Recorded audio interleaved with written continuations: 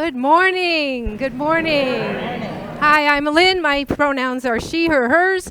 And we want to welcome our guest musicians today, Gordon on piano, Molly on violin.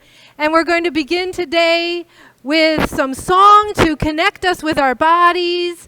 So please rise in body or spirit and if you are going to remain seated, please sit tall. Please join us in singing, Come, Come, Whoever You Are.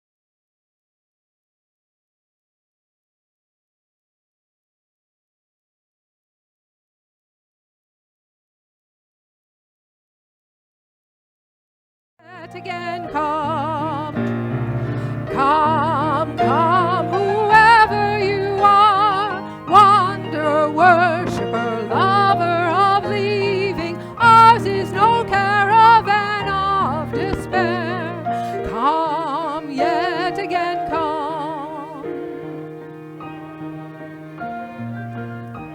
Wonderful. Thank you. You can be seated. Good morning and welcome. I am Reverend AJ and I use he, him, and his pronouns. Here at First Unitarian Church of Rochester, our mission is that through spiritual connection in community, we listen deeply to others and ourselves, we open to wonder and transformation, and we serve together with love and humility.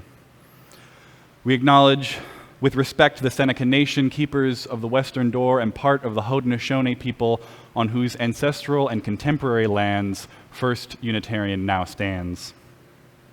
If you are new here this morning or new-ish, please stop on by at the welcome desk so that we can help you connect. And if you're here today because you're going through a hard time, you're worried about somebody else or maybe even yourself, please connect with our pastoral care team. We have chaplains. We have a chaplain in the chat room on Zoom. We have chaplains here in person. So please do reach out and connect. As we settle into this sacred time and place together, I invite you to take a deep breath with me in and out. And I invite you, wherever you are, to light a chalice to join us in creating our time of worship. Here in the sanctuary, EJ will light our chalice. And please join me in the unison words to light our chalice. Life is a gift for which we are grateful. We gather in community to celebrate the glories and mysteries of this great gift. Hi, everybody. So about 30 years ago, I came to Rochester to become the best chemical engineer there was, right? But then fluid dynamics changed that for me, and I decided, well, I need a new path. But I didn't tell my parents about this, and I just started taking classes that I wanted to take. I just looked through the catalog and said, oh, what's an interesting class? So I came upon Dante's Inferno. I thought, well, that's cool. You know, they were even teaching it in Italian, which I couldn't do. I had to do the English one. So I started this class. I had no idea what Dante's Inferno was, and it was really intense, right? So the 9 circles of hell, the 7 deadly sins. I was like, what did I get myself into? Very different than fluid dynamics and literary algebra and differential equations. I was like, this is not for me. So I thought, you know what? I got to immerse myself in this. The very first classes, it was just terrible. I was way over my head. She gave us a project. She said, well, just pick something, some way to document Dante's journey through hell, right? Write it down, do a journal, do something, right? So I decided, for God knows what reason, I cannot paint. I was going to do a painting. So I did this painting, and it was like as tall as I was. I don't know, I was going to go big or go home, right? So I get this canvas, it's literally like this big, and I start painting each layer of hell.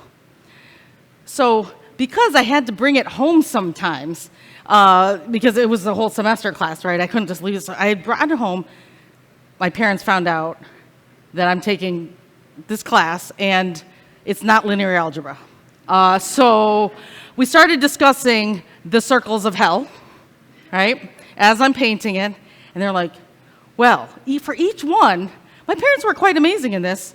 They had a reason that I was on the wrong path, right? You're supposed to be there. We're spending, and at the time it was a lot cheaper, right? We're spending $25,000 a year for you to get an education and become an engineer. You are not supposed to be learning about the 7 circles of hell. And you are doing this wrong, and you are doing this wrong. Every layer, apparently, I was the sinner, right? I did everything. I was partying. I was, meeting other people. I was not going to church regularly. I was not doing everything. I was going to be in the filth. I was going to be pushing boulders. it was horrible, right? So after this, like months and months of torture with them yelling at me, they're the people who are supposed to support me, right, in this journey? No, that was not happening. And I finally figured it out, right? And I was like, wait a second. Whose life is this? Is it theirs? Is it mine? Right? I mean, Dante's going through this journey, and he's learning about things, and he's learning about himself and all the bad things that are happening, and so was I. I didn't really realize it until many years later that that's what was happening to me. It was my journey that it was starting now, right? I decided this is my journey. And so I started doing whatever I wanted. Not exactly whatever I wanted, but I took lots of other classes. I took musical classes. I took all these kind of things. I didn't even take a science class at all my senior year. I wasn't even sure it was my senior year because I took so many random classes. The dean actually said, "Are you graduating this year?" But I had enough classes to graduate eventually. And chagrin, I was not a chemical engineer, but I'm me. And isn't that why we come to church? Because no matter where we come from, what different place we go to, or where we're going to end up, this is our journey, right? And isn't it a lot nicer to be on the journey where there's not tons of people yelling at you that you're on the wrong path and that you're going to hell? So I want you to greet each other now, and however you want, fist bump, nod, blink, whatever you want to do. And say hi to all the people who are around you that are going to help you on your journey and not yell at you, I hope.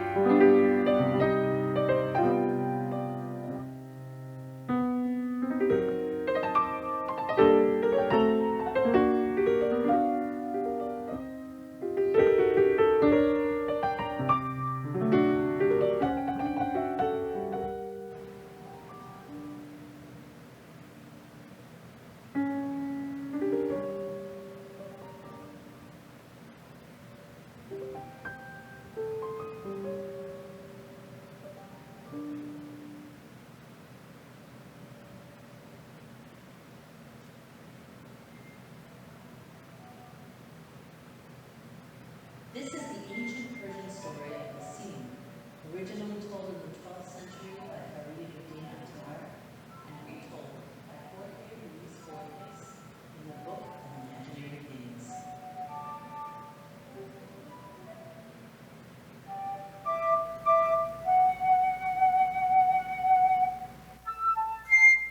The Simurgh is a benevolent, mythical, flying creature, an immortal bird that nests in the branches of the Tree of Knowledge, far away in a distant land. One day, the other birds learn that the Simurgh has dropped one of his splendid feathers. These birds have been living in anarchy and they are tired of it, tired of chaos, struggle, and confusion. They know there must be a better way, and they need the wisdom and guidance of a great leader. So, they decide to venture off to find the Simurgh. They know that this journey will be long and difficult, since the great benevolent bird's castle lies way out in a distant mountain range that forms a ring around the earth. But it's got to be worth the journey to find deliverance from the chaos that surrounds them. A better world must be possible. So this group of birds heads off to see the Simurgh, and right away many of the birds lose heart. The nightingale bails. He can't bear to be apart from his beloved rose. The parrot wants to go right back into the cage in which he's lived his whole life. The partridge cannot do without the comfort of her home in the hills. The heron can't stand being away from the marsh, nor the owl away from his ruins.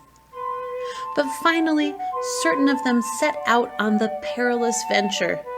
They cross 7 valleys, 7 seas, each one with an alarming name. The next to last sea was named Bewilderment, and the last one, Annihilation.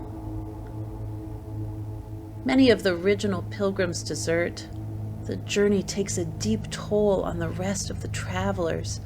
They are exhausted, depleted, and at the end of this arduous journey, only 30 birds are left. These birds were frightened and tired, but they kept moving together, and they finally reached the great peak that the great Simurgh bird is said to live upon.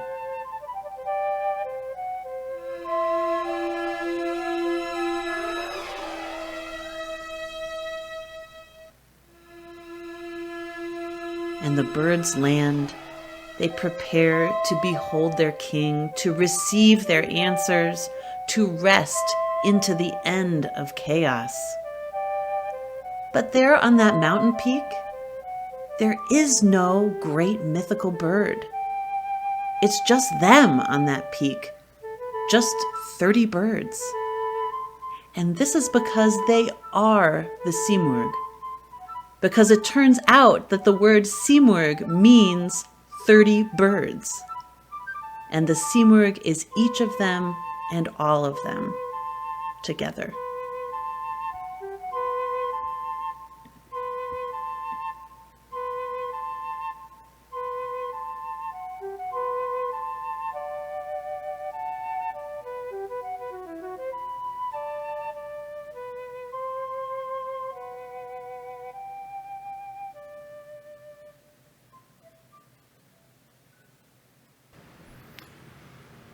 Let's sit with that story for a few moments more in a gathered and shared silence.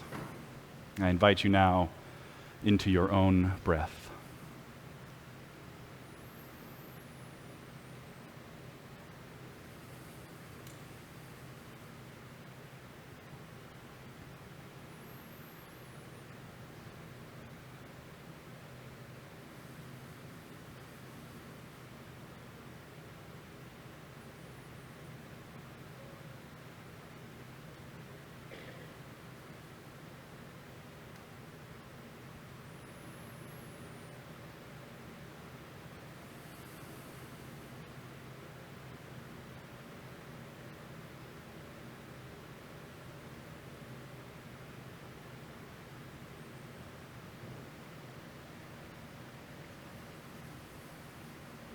Thank you for sharing these breaths with me. And please join me now in the spirit of meditation, reflection, and prayer as I offer these words from my colleague, the Reverend Lynn Cox. Great mystery which grounds us and surrounds us, Spirit of life that is known by many names and yet fully known by none. We give thanks for this time and this place of renewal. We give thanks for the ability to begin again after the disaster, after the tragedy, after the loss, after meeting the challenge set before us, or perhaps not fully meeting it. Grant us the courage to continue on the journey, the courage to speak up for the well-being of others and ourselves and our shared planet. May we forgive each other when our courage falls short, and may we try again. Grant us hearts to love boldly, to embody our faith and our values in living words and deeds. May our hearts open to embrace humility, grace, and reconciliation. Grant us the ability to learn and grow, to let the spirit of love and truth work its transformation upon us and within us. Grant us the spirit of hospitality, the willingness to sustain a fit dwelling place for the holy that resides within all beings. Grant us a sense of being at peace in the world, even as we are in motion and tumult. Let us cultivate together the strength to welcome every kind of gift and all manners and ways of being on the journey together. Amen, and blessed be. We enter now into ritual to bring what is on our hearts and lay it on the altar of community and spirit. Honoring the complexities of life, I invite you to bring to mind whatever grief, gratitude, or growth may be alive within you. Online, you're invited to share in the chat, and here in the sanctuary, you're invited to come forward to light a candle. If you would like an usher to bring a candle to you, please raise your hand. May we now share in this ritual of community care and witness to what is in one another's hearts.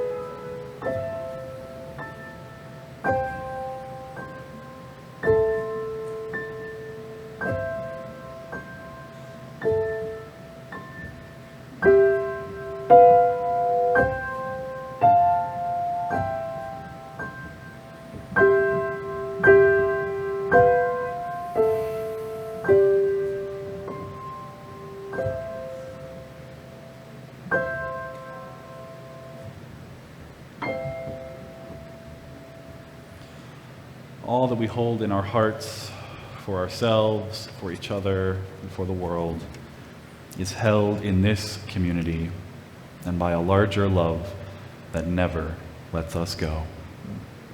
Amen. And blessed be.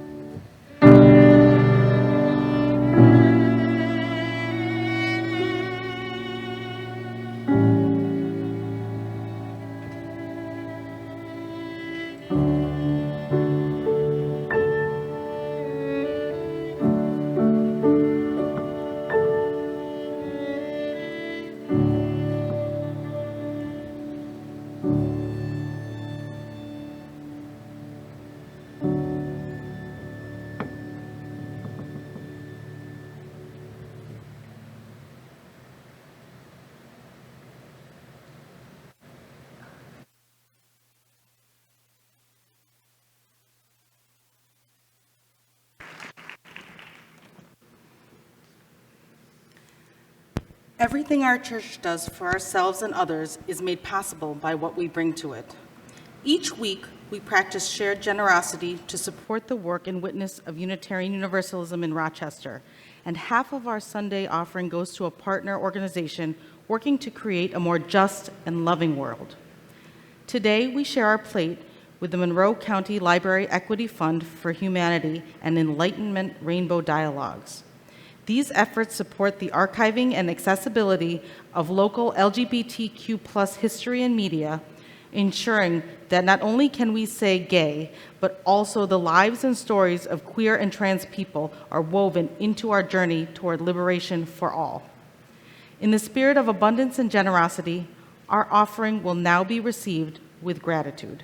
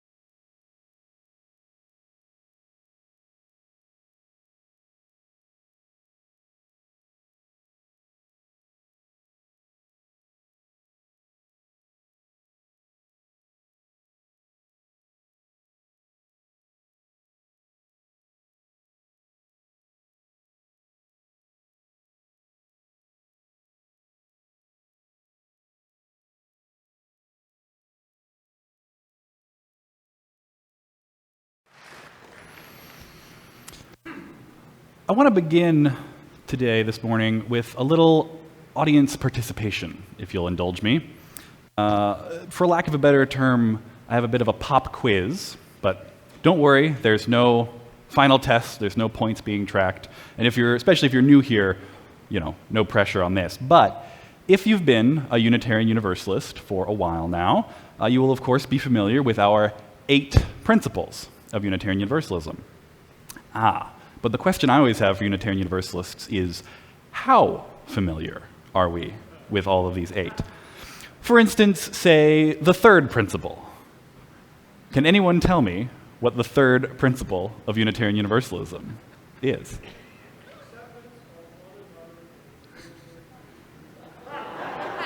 He looked it up on his phone. All right. I gave a little too much lead time, I guess. We were really quick with the Google there. Yes, so it is acceptance of one another and encouragement to spiritual growth in our congregations. So this whole principle in general is about spiritual growth, and that's what we're talking about this morning, spiritual development, and different ways to talk about that. And I want to emphasize that there are 2 important verbs, or 2 important parts of this principle. There's the acceptance part, which of course comes first and is very primary, accepting one another's spiritual journeys, accepting people where they are, accepting all different kinds of people. But we don't just say, you are welcome, you're accepted, let's not talk about anything of spiritual importance anymore. That's not what we're here to do. And so that encouragement piece is important, that encouragement to spiritual growth. So that's a little bit more what I'm going to want to focus on. Really, there's a balance here between those. But it's important to note that Unitarian Universalism isn't all that well suited for someone who thinks they have everything all figured out and all they just need is acceptance, a place to be accepted for their beliefs, and to not be encouraged or challenged to grow or deepen or change. The courage of our faith asks us always to go deeper, to grow and to learn. And so here at First Unitarian, we tend to use the language of spiritual development. Now, why that word? Why this difference in language from our principles? On the one hand, there are a number of different words that we could use, and they all kind of would mean the same thing, of this process of getting in touch with our innermost selves, connecting with that which is really real, the ultimate things of greatest importance, the process of clarifying our values, of making meaning out of our lives, and practicing again and again the skills that we need to live spiritually mature lives. So on the one hand, we're going to be doing that anyway, whether we call it development or formation or growth is less important. But on the other hand, specific words do have specific meanings.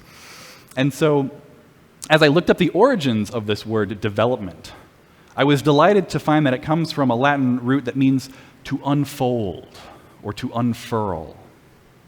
So development can mean a full working out or disclosure of the details of something. I want to contrast this with words like education or exploration or formation, which bring to mind, at least for me, more the ideas of learning new things, right? That is one meaning of education. Or teaching others is sort of where education means. Exploration has this sense of going forth out into a new territory and learning something new, finding something new. Or formation maybe gives the sense of fashioning something new out of existing substance. But again, there's this idea of going forward, raising up, going out, learning. But development is about unfurling, about working out and disclosing the details of something that are already there. Now, the story of the 30 birds and the Simurgh that we heard earlier helps to emphasize this nuance of development as unfurling. One interpretation of the story, of course, is that the spiritual journey isn't about finding the Simurgh, about finding something new and revolutionary, some external bird king that will save us. Because the 30 birds don't find that. They don't receive any answers to their questions. They aren't suddenly taught some truth. Yes, they explore across vast distances, but ultimately, the geographic destination they reach is not the thing that leads to their spiritual depth. They don't find rest or an end to the chaos and anarchy. They don't come away with a newfound great king bird to lead them. But what they do realize is that they are the Simurgh. They always were. And that truth was always with them. Now, they did have to lose some birds along the way. The parrot, the partridge, the heron, the owl in our version of the story. In some versions of the stories, it emphasizes that these birds represent various human faults or tendencies that can get in the way of spiritual development and the spiritual journey. So this isn't to say that, the truth is already within you, you don't need to change, you don't need to grow or develop. That's not it at all. It's not to say that this will be an easy journey, an easy task. In fact, it may ask very much of you. But what it does emphasize, what this angle emphasizes, and what I think the story emphasizes, is that there isn't anything missing from you, from your psyche, from your mind, from your soul. You are not an incomplete being waiting for salvation to arrive, waiting to learn just the right thing or the right path to follow or the right way to be. There might be some extra things, perhaps one's parents have put upon you, or society, or even yourself, things, or just natural tendencies, natural falsehoods, perhaps, that we tend to believe that can impede the journey of spiritual deepening. And so there may be these extra things that we need to let go of, to shed away as we come closer to the deep truth that was always within us. Another theme of the 30 birds is, of course, that there are 30 of them. It is not a single bird who goes on an individual journey of exploration and enlightenment, but it is a community of birds. It is a collective, learning that they, as the collective and as individual birds, are part of and participate in the great, mystical, benevolent whole. This is part of the blessing of being such social, relational creatures as we humans are. We don't have to go it alone.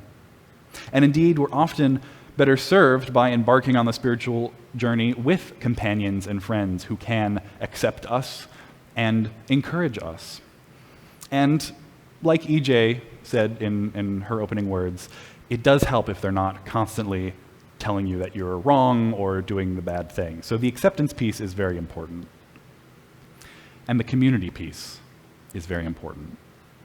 That's why it's right there in the mission of this church, right at the preface to the whole mission is that through spiritual connection in community, we listen, open, serve.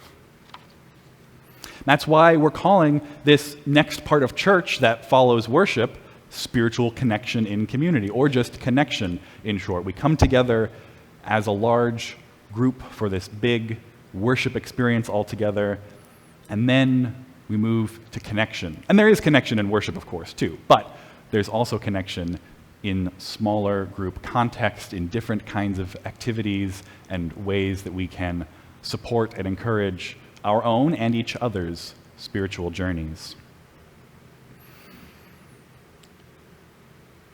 And while part of that encouragement to spiritual growth is simply being together on the journey, it is, again, sometimes that encouragement and quite literally cheering people on. And it also means the very tangible ways of supporting one another. So again, this third principle of Unitarian Universalism, it calls us to accept one another, it calls us to encourage one another, and it also has the words, in our congregations. It calls us to come together in communities, one whole big church community, so that we can crowdsource and support one another and provide the resources and opportunities for spiritual deepening together.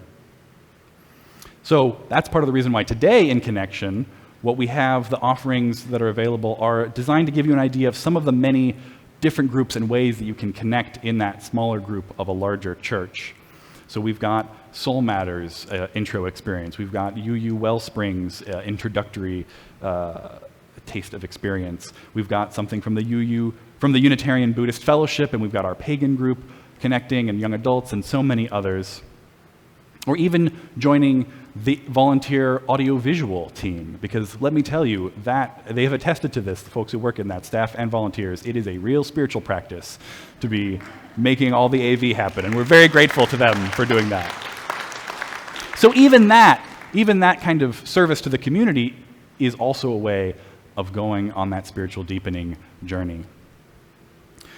Next week, we'll have more embodied practices offered, such as meditation, Tai Chi, walking the labyrinth as long as it's not raining, so that you can have that opportunity to experiment with a new spiritual practice or deepen one you're already familiar with, and again, to do so in community with that encouragement and support. And it's all happening right here on Sunday mornings. So the offerings during this connection time will be different from week to week, but they are always planned with the goal of supporting the reweaving of spiritual connections in our community and supporting the spiritual development journey of this church as a whole and of your spiritual life individually. So, like the 30 birds that don't yet know that they are the Simurgh, let us stick together and journey on, shed whatever prevents us from reaching the truth, letting go of those proclivities, those tendencies, those faults. And maybe, just maybe, we will look around and see that we already have everything we need within us and within each other. Please join me now in singing our closing hymn, Gather the Spirit.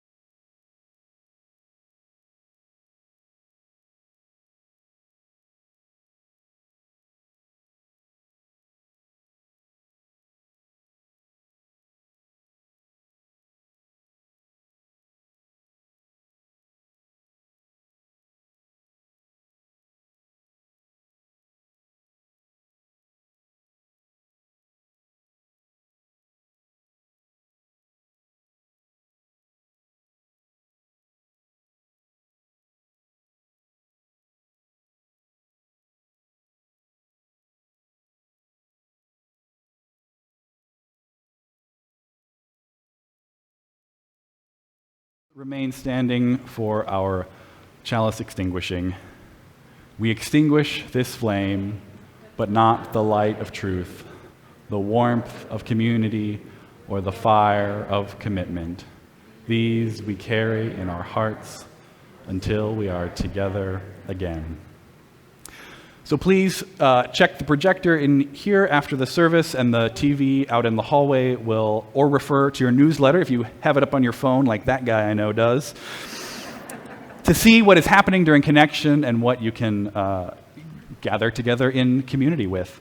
I will say coffee, I believe, is outside under the tents, but in the rooms, oh, there is not coffee.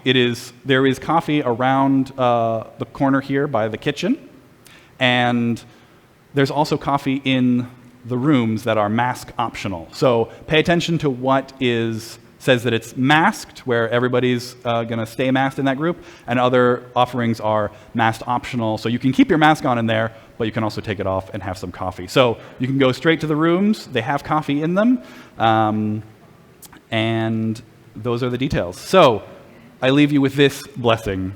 Gathered in hope, compassion, and strength, may we deepen our spirits, grow our souls, and encourage and accept one another as we embark on the journey together. Blessed be.